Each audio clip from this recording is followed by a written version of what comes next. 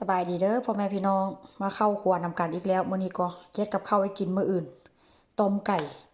อันนี้เป็นน่องไก่นั่นนี่เด้อแต่ว่าอันมันสิมีคล้ายๆกับคล้ายๆกับน่องตีนมันนะค่อยตัดออกเพราะมันมีขนค่อนข้างจะหลายค่อยก็เลยตัดออกเห็นบ่อันนี้น่องไก่เฮ็ดกินแกงกินแซ่บๆโดนเติบแล้วบ่ได้กินต้มไก่แล้วก็สิต้มใส่ก้านผักชีหรือว่าก้านหอมป้อมแล้วก็ต้มใส่หัวหอมใหญ่ใส่เห็ดแต่ว่าอันกระเทียมนี่ค่อยจีเฮ็ดอันนั้นจีเฮ็ดสุบักมีพี่น้องแล้วก็จีต้มใส่อันจีผัดกระเทียมนี่นะจีผัดแซ่บเผ็ดดิบเผ็ดแห้งแต่ว่าหัวหอมแดงบ่มีเด้อ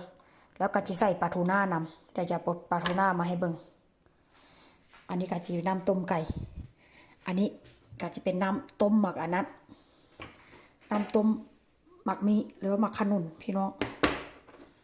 อร่อยดีนี่นะเห็นบ่อยู่ใกล้อยู่ไกลก็มีกินเด้อมีทุกอย่างแต่ว่ามีเงินสั่งซื้อกินบ่แค่นั้นละแล้วอันนี้ก็เป็นปลาทูน่าปลาทูน่านี่ส่วนหลายนี่ก็จะกินยี่ห้อนี้ได้แต่ถ้าหากว่าไปซื้อแบบว่าอยู่แมคโครนี่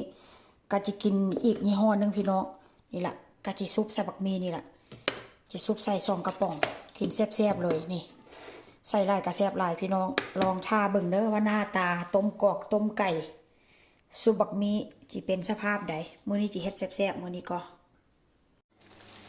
แล้วอันนี้ก็เป็นผักกับเด้อพี่น้องผักกับผัดข้างเคียงชิลวกบล็อกเคอรี่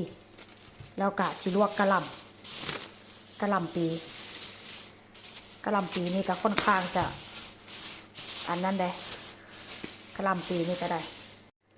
หลังจากเฮ็ดอันซุปบักมีกับต้มไก่แล้วค่อยก็จิมาลวกผักได้ลวกผักนี่ก็มีบล็อกเคอรี่แล้วก็กะหล่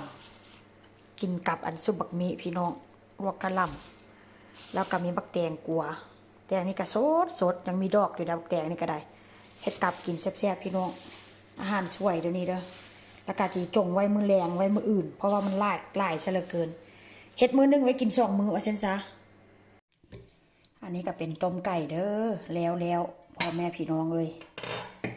ต้มไก่ใส่เห็ดใส่แครอทตอนแรกก็บ่ได้ใส่แครอทเด้อก็รู้สึกว่ามันขาดสีสันค่อยก็เลยแบบว่าเอาแครอทมาใส่น้ำเห็นบ่แล้วก็ใส่กะหล่ำน้ำเด้อเพราะว่ามันบ่มีผักค่ะนะมันก็เลยแบบว่าสีสันบ่งามก็เลยใส่แครอทเพิ่มแล้วก็ใส่กะหล่ำใส่เห็ดน้ำต้มไก่ออกสไตล์ลาวๆพี่น้องแซ่บหอมห่วยๆเลยก็จะเป็นประมาณนี้เด้อต้ม